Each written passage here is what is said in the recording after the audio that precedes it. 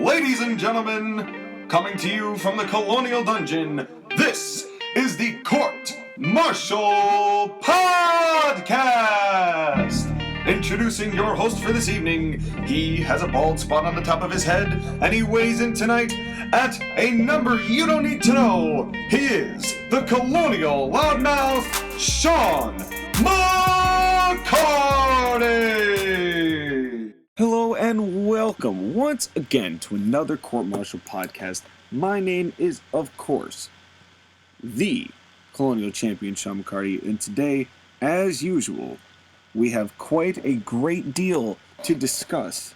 And, you know, I'm not going to lie to you, I had my own set of things to talk about that I was prepared for to start the week, and I was ready to keep those things, but the past 24 hours, 48, almost, past 36, if you will, have been so damn eventful that I feel obligated to throw my plans to the wayside and postpone them for a later date because they are not as time sensitive, but I feel the need to discuss some of the craziness as if things weren't insane enough in the wrestling world. Then we had the bomb drop, the Great Purge, as I'm now going to call it, the Great Purge. This was a massive shot down of 24, I think, WWE employees that have all been released. A lot of this came off the brink of the news that the XFL was done and that they weren't going to resuscitate it for now. And I don't know if they will ever. I think Vince might say, you know, screw it. We tried, and if this thing is going to cause me to lose millions, then that's it. And then, you know, that cost them a lot of money, and now they're just kind of cutting back on contracts. And I just want to go through all of the names on this list, because here's the thing. Most of these people, as terrible as it is for people to lose their jobs at any point, half of these people were being wasted in WWE. There are a couple names that really got me angry that they released, and I'm going to talk about why because I'm going to name all these people and go down the list.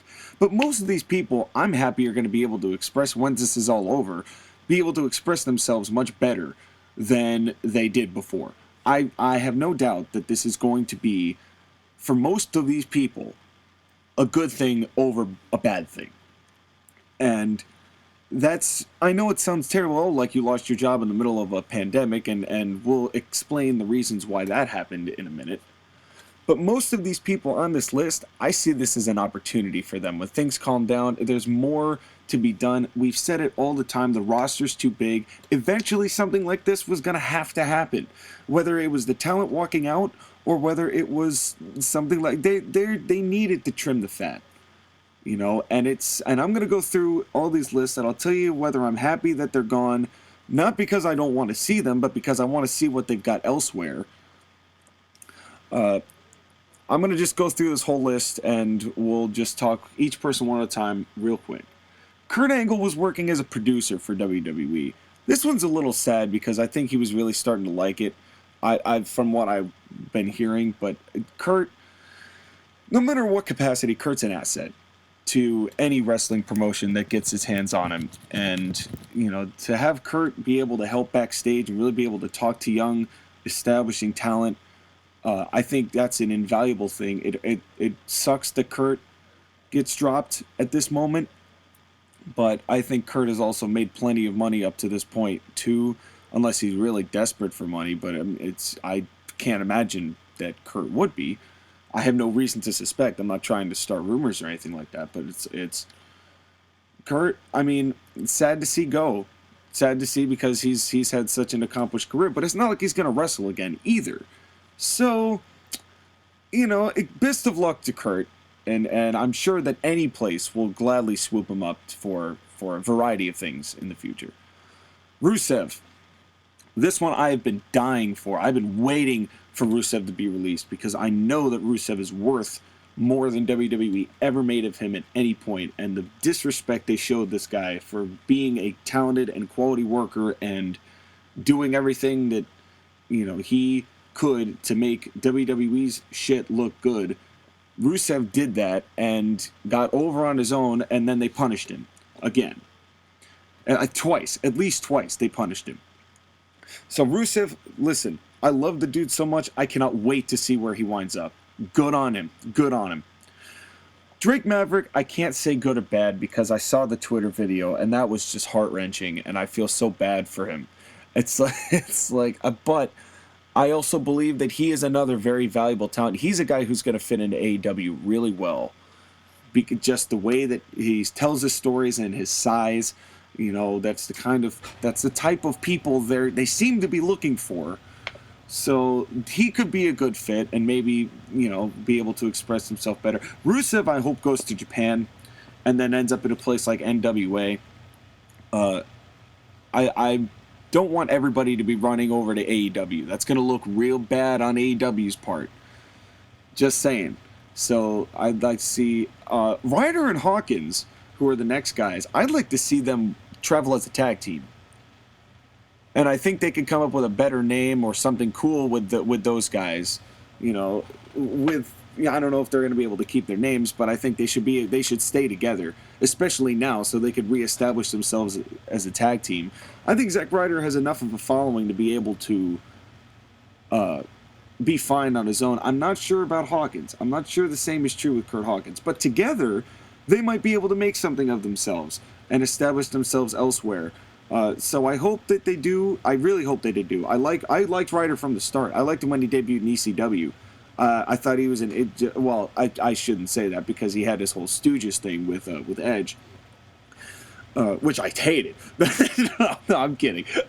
It's no, but when he did his ECW as a singles, when he started in ECW with the whole woo woo woo, and that I was a fan of him then. And then another guy that's just been destroyed, then thrown off and had a hole just literally buried as far as you could. Had one shock win, winning the Intercontinental title, which was a great moment. I loved that moment. It was an incredible come out of nowhere story for him. And then he lost it the next day, but it was still a great moment. But I'd like to see them as a tag team. Anderson and Gallows, those guys are going to be just fine. Those guys, I'm not worried about those two at all.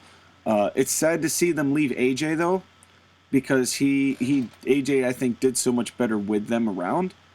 But I'm not saying that AJ isn't great on his own. Obviously he's terrific on his own. But I was really liking what they had going on. But those two are going to be fine. I'm not worried about them. They are so high quality workers, and they've been around for so long that they're not going to have a problem finding work.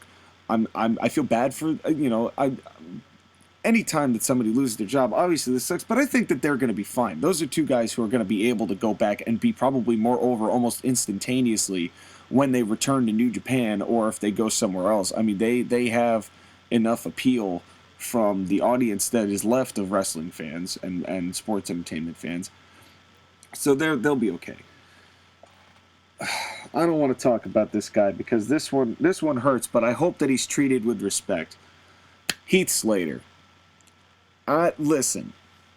Heath Slater, if I were to get behind a single solitary quote-unquote jobber that WWE has ever had, period, it'd be Heath Slater. I think that he is one of the funniest dudes I've ever heard. He's just, his mic skills are great. He's just underrated. He's a funny guy. He's always had such a personality, and it's always been brought out of him. I've always been upset that Heath was just. Obviously, I think the whole ginger thing dissuaded them from ever making him like a bigger deal. I'd like to have Heath Slater in a mid card. If I were to put him somewhere, I'd definitely throw him in a mid card. I've always liked Heath Slater. It's sad to see him go, but I think that he'll be able to do more now. And we might actually see some great things from Heath Slater coming up. Because I think it's going to be. I think people respect at this point what Heath Slater has contributed. I think he's going to have a good enough of an appeal. Even if he's not one of the top guys. I think that enough people like Heath Slater to where they will be supporting him no matter where he goes. Eric Young. he's just on the back nine of his career. This was kind of sad because I know he was working as a producer, but I'd like to see him still wrestle if he could. I think Eric Young returning to wrestling would be a good... I think it's criminal what they did to Sanity. I lost my sanity with what they did with Sanity. Eric Young was great with that, and I think that he's still got more to bring to the table, no matter what.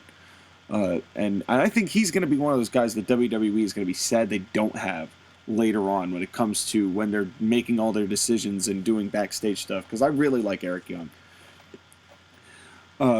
Rowan... Maybe something will come up for Rowan. I feel bad for Rowan. He's not a guy who just got a bunch of crappy stuff at the same time and never really stood out the way that Harper did. But, you know, I have this feeling that Rowan and Harper may just be reunited. Yeah. Don't you want to see Rowan in the Dark Order? I can't wait.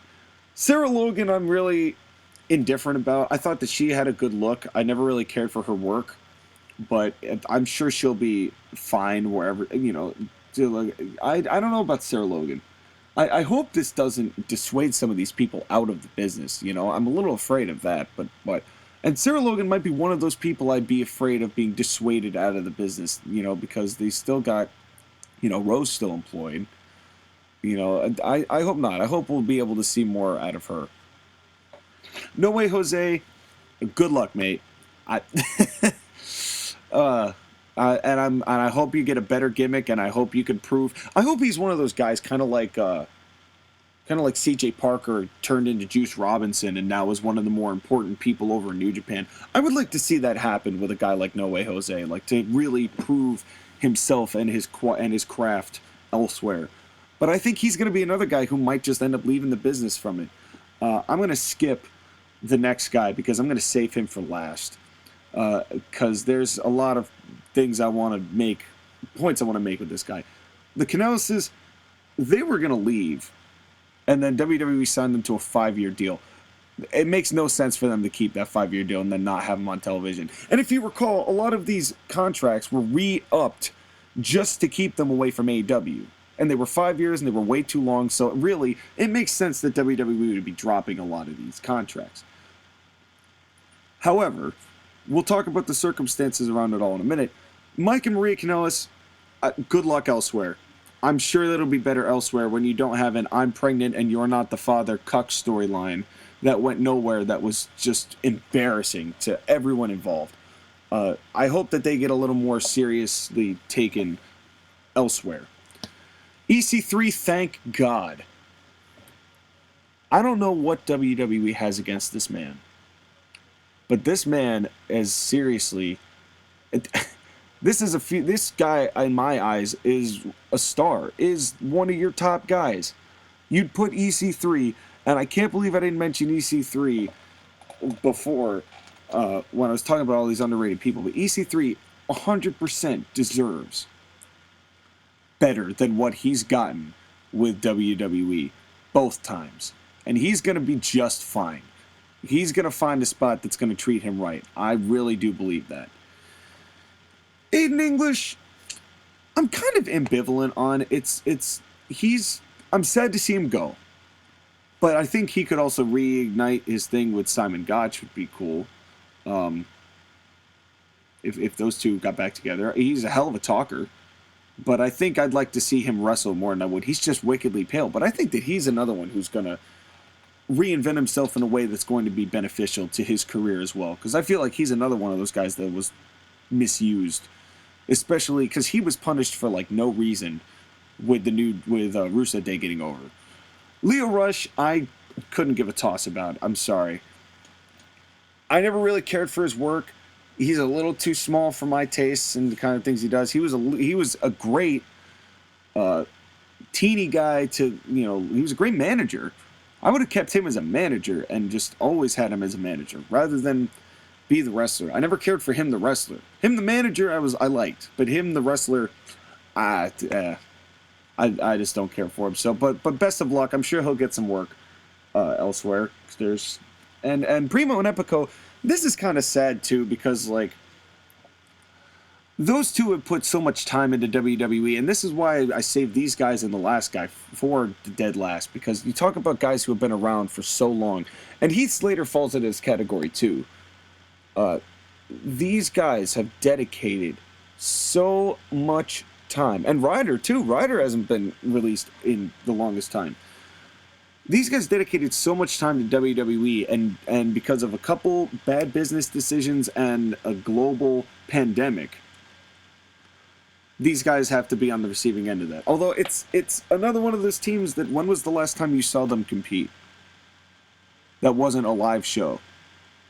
That was a C live show. Exactly. So like these two guys, I think these two guys have better ventures elsewhere.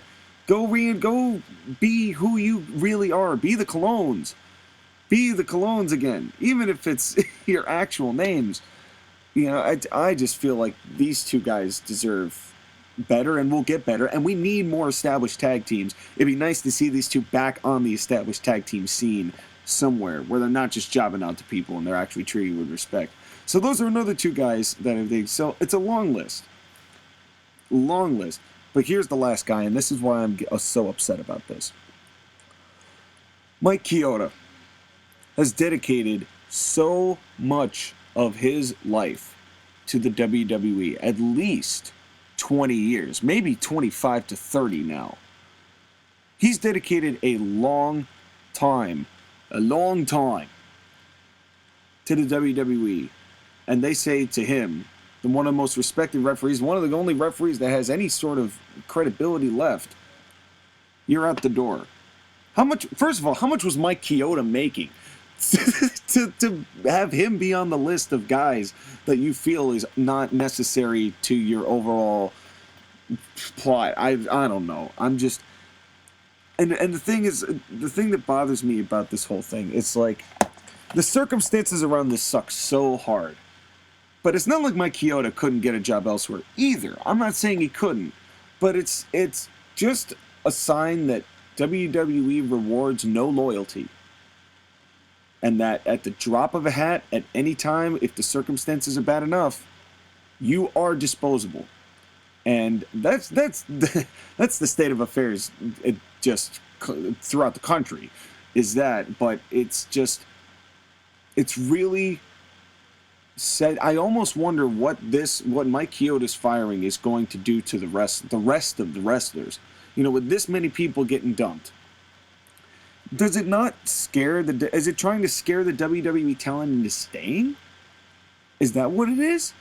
And if not, these talent need to have a voice for themselves beyond just the be-all end-all of Vince McMahon. And yeah, a lot of these talent just got cut, and it doesn't look like they're going to cut anymore at this time. But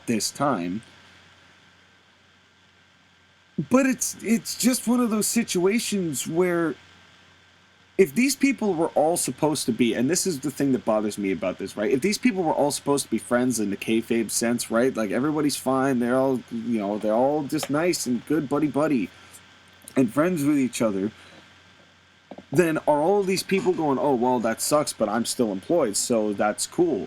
You know, or are these people thinking, oh, well, I better listen to what Vince McMahon does, otherwise I'm going to lose my job, in the middle of a pandemic, no less. And it's just, to me, I understand why they did it. And I do think that this is going to be a good thing for most of this talent once they're able to find additional work. But the timing of this entire thing is so just brutally poor. And WWE has never really cared. Truthfully, it's never really cared what their public image has been. They've done about as much controversial stuff as there is to do. And they have no plans of stopping that. They've always been controversial in that way. But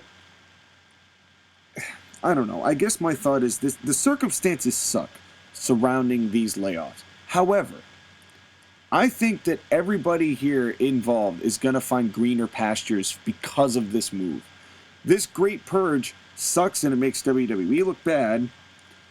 And it sucks for these guys who now have to all find different places to work in a time when when nobody's really working when it comes to pro wrestling. I know that these people will be fine. We're all going to look at this with more fondness than we thought. And I think under any other circumstances, most of us would be cheering that these people got the chance to leave. So I assure the wrestling fans and the smarks out there that yes, the circumstances suck around this, but this is going to help most of these people.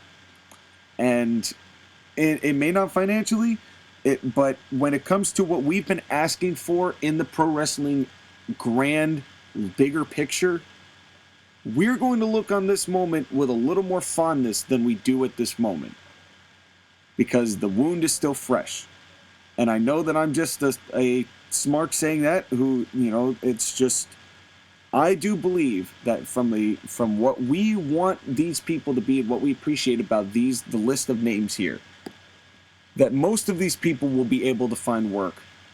And we will all be excited. And don't forget to support these people in any way that you can, if you like them, to see them happen. And it's a crappy situation, but sometimes that's what life hands you, and we just got to move from there on.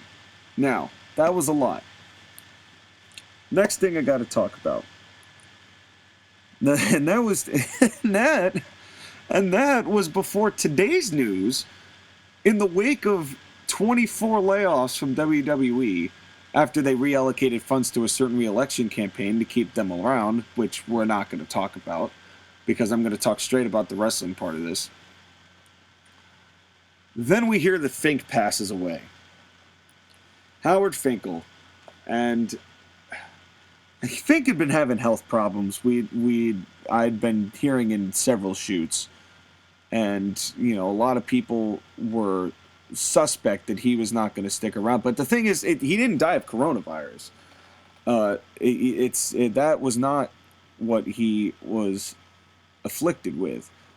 He had been having a series of, at least I don't think. They haven't, I don't know if they've said that anything yet. I mean, hopefully that is not what happened. And we will all be able to just move on from that and not have to worry about it. However,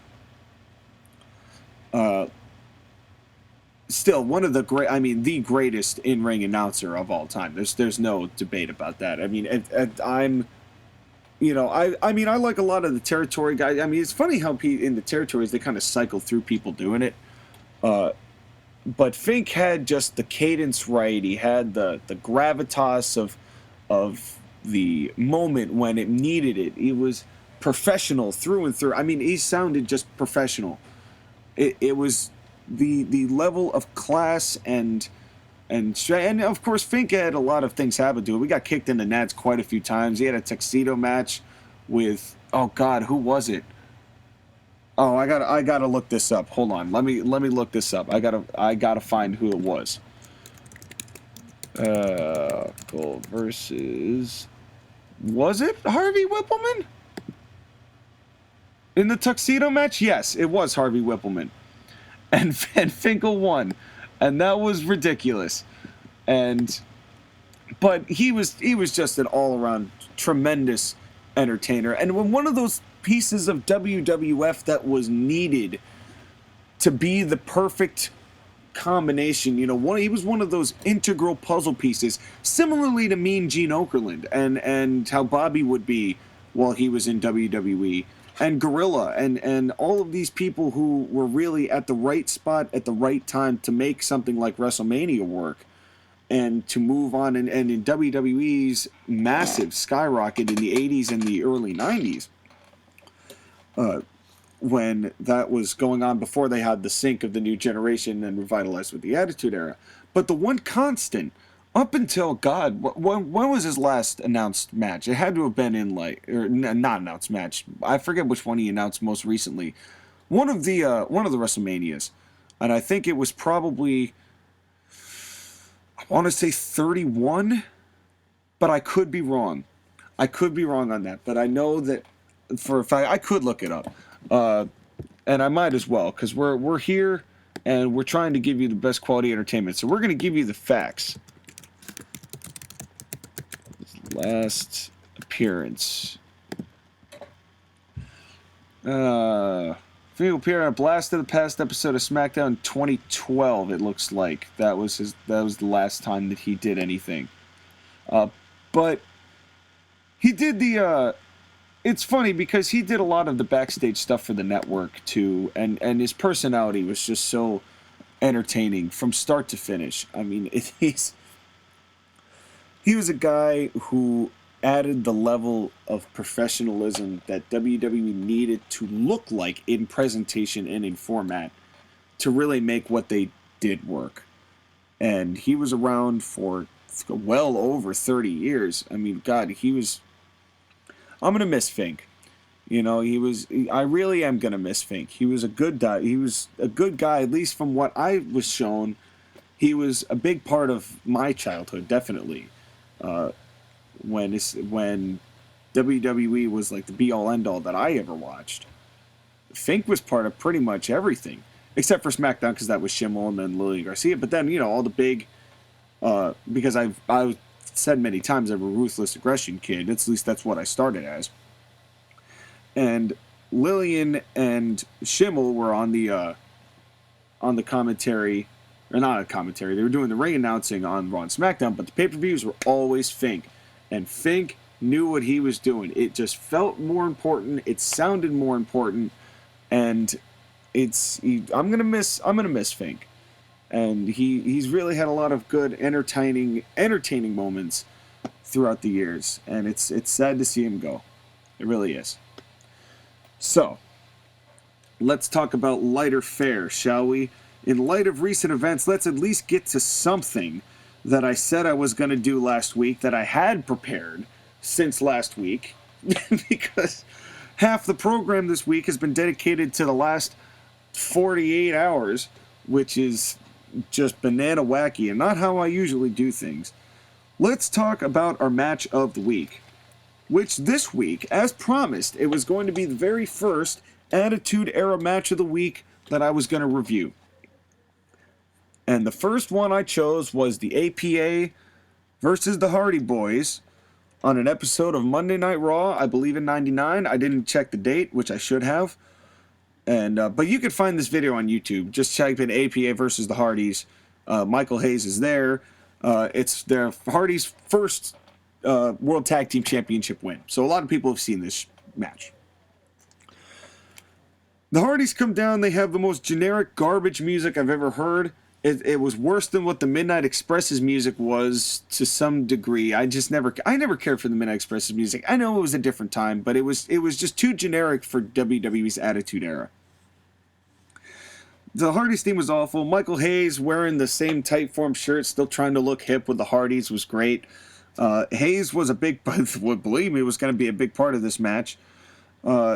Then they did this concussion angle with Bradshaw because they showed Kane tombstoning Bradshaw, the heel, onto some steel steps the week before. And they mentioned that he had a concussion.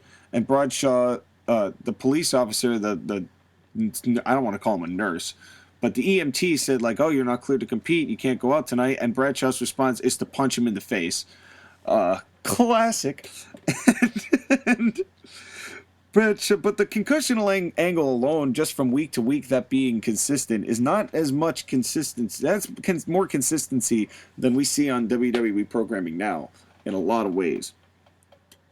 So then comes the actual match itself. The APA finally come out. They don't have their theme. They're still the Acolytes at this point, because they're not the beer drinking, swilling, cigar smoking, card playing bunch of ruffians. These two are still under like the Ministry of Darkness type of situation. They're being some mean, nasty guys. They're still mean, nasty guys. That never changed. And then as the match goes on, it really kind of starts off hot because the Hardys immediately dive off the top and onto Bradshaw and Farouk. And then the match gets going, and Farouk and one Hardy go out and fight, and I think it was Jeff, and then Bradshaw and Mac get back in the ring, and they start the match. This match is basically an AEW match that has no rules, like a Young Bucks match, but there's better psychology to it than a Young Bucks match.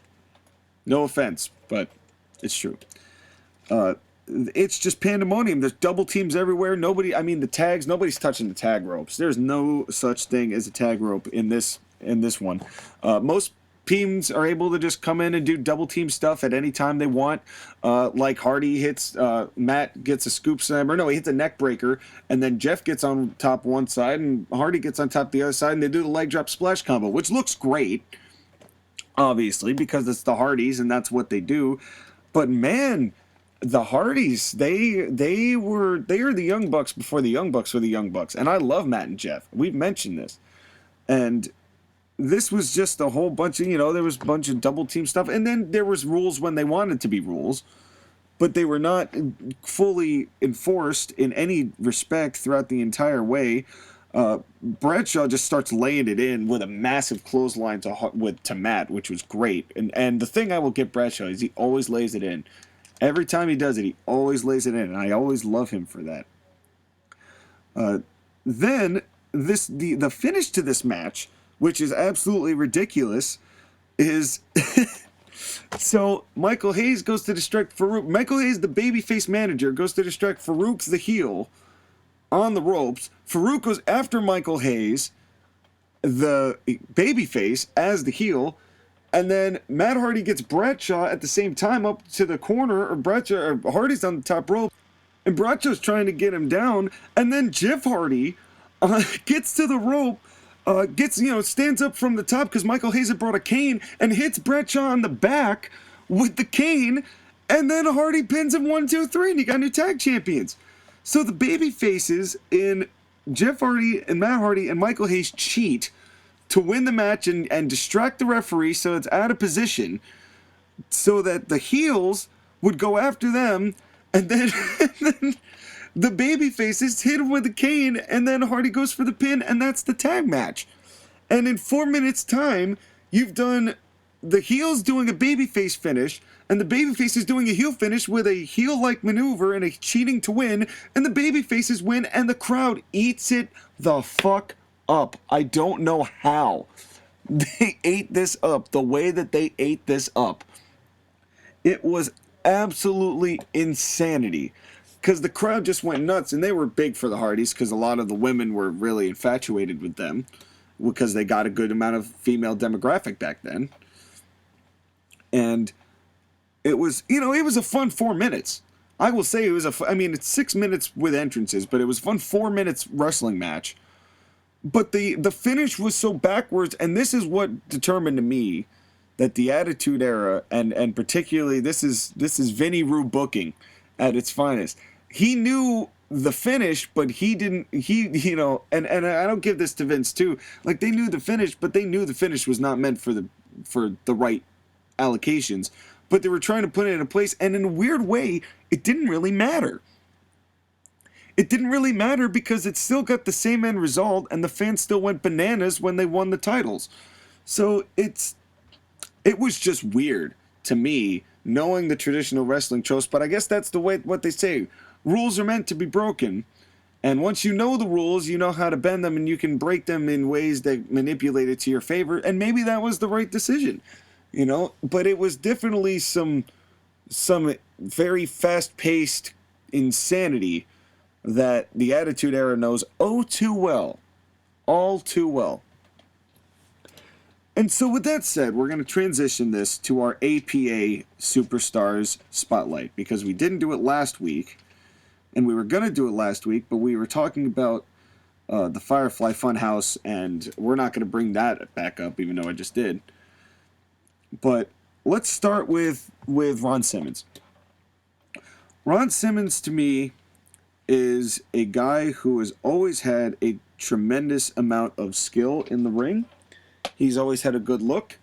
And when he back in the day when he used to cut fiery promos, I actually very much liked, I thought he could talk. He made me, especially with the Nation of Domination, made me dislike him greatly. But even before that, I've watched a lot of his stuff in WCW.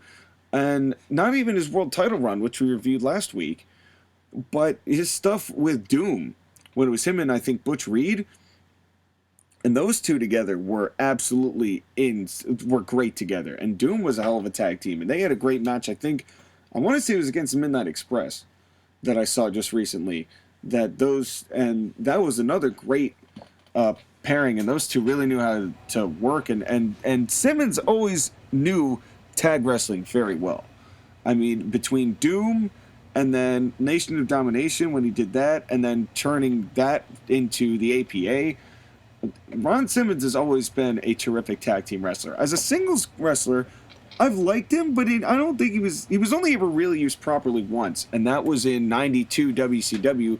But 92 WCW was not in a good place at all. And I feel bad for Ron. I mean, I don't think that's Ron's fault.